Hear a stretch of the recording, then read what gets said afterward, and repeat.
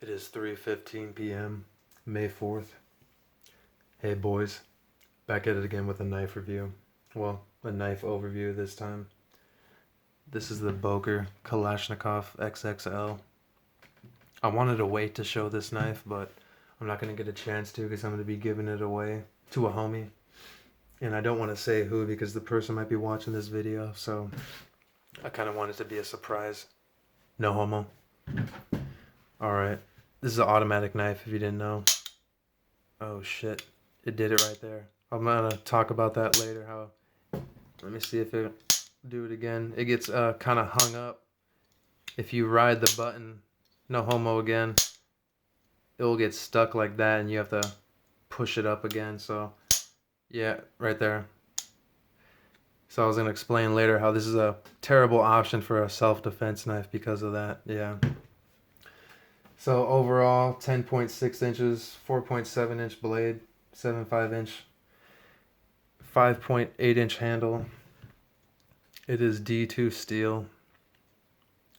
I think it's a cast aluminum or something like that for the handle. I don't think it's a T6 6061 aluminum like this. These have like similar, texturing on the handles, and it just, even then, it still feels different. Just the quality of it.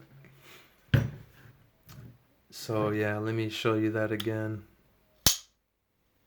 The action on it fires out pretty fast for the size of the blade. It's almost 5-inch blade. But if you don't kind of hit the button and release it, if you kind of ride the button like that, it will bounce back and then kind of stop right there. Yeah, right there. See that? So because of that reason, knowing you could maybe chop off your fingers or some shit accidentally if you're trying to stab somebody in a self-defense situation, trying to deploy that. So I would probably just get a big manual folder like a Cold Steel or something like that. Or maybe you can, I'm not sure if you would want to carry this without the automatic feature on this. You could turn this into a manual, but yeah. I don't think it would have a detent when it's closed. Yeah, I'm not sure about that, but let's do a size comparison. Here's the Voyager, which has a 5.5 inch. This is 4.8 inches, almost 5 inches. This is, I think it's about 4.5 inches, 4.6, a Lucha. So these are all pretty big blades, big folders.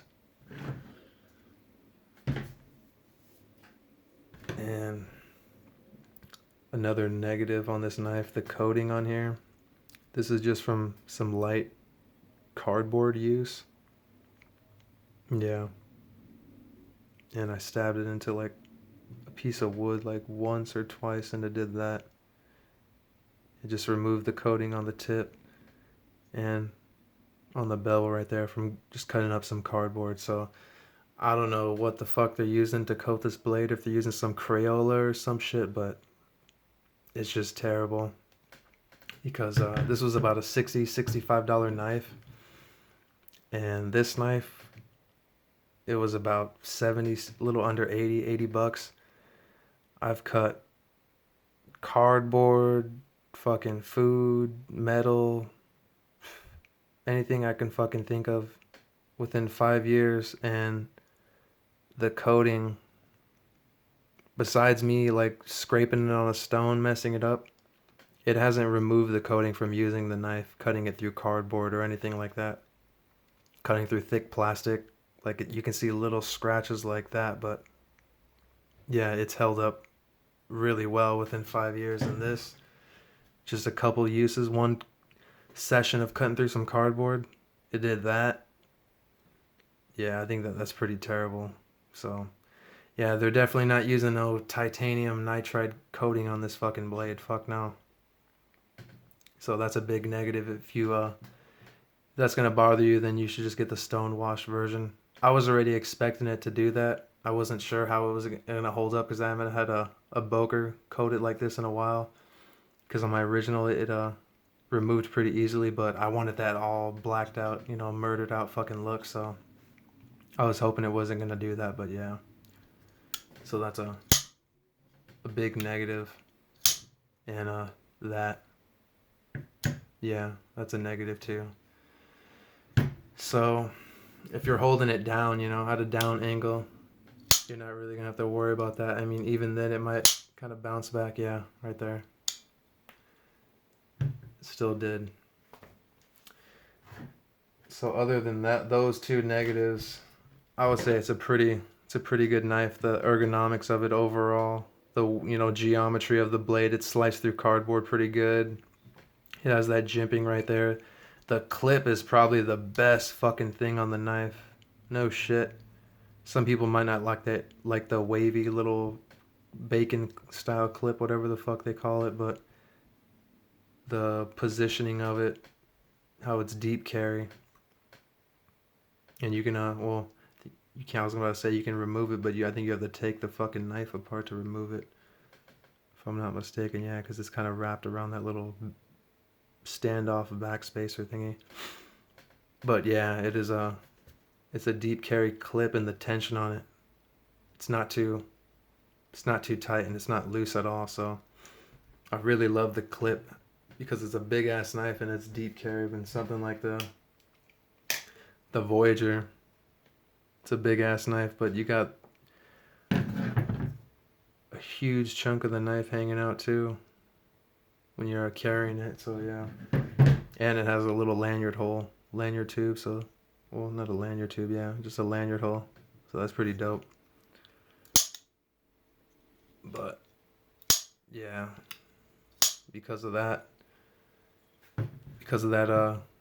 little lockup issue, I wouldn't be carrying this for a self-defense knife. I would just carry this as a pretty much like a fidget knife, just fuck around knife, because you can open and close it pretty easily. Yeah, so for fidgeting, yeah, that's what I would be using it for. Or just slicing up some cardboard, whatever the fuck, around the house. Yeah. Alright. I was gonna stop making videos for a while, but I saw my subs went up, and a knife YouTuber that used to make a lot of videos that stopped making videos recently brought their channel back. Those of you probably know who I'm talking about. So that kind of motivated me, and seeing my subs go up, so I said fuck it. So I got a bunch of shit that's up for review. Yep. Not done. Oh yeah.